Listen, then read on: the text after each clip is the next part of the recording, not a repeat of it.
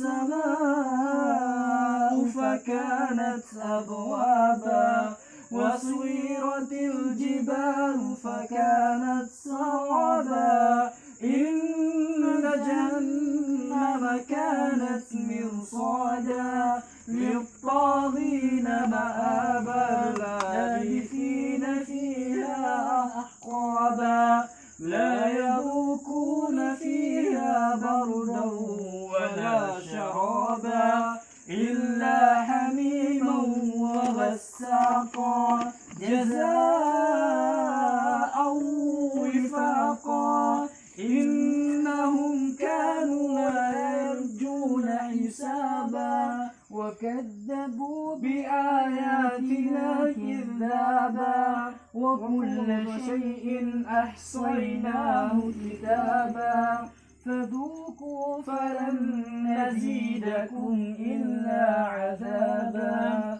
إلا للمتقين مفازا حدائق وأعنابا وكواعب أترابا وكأسا دهاقا لا يسمعون فيها لغوا ولا كذابا جزاء من ربك عطاء حسابا رب السماوات والأرض وما بينهما الرحمن لا يملكون منه خطابا يوم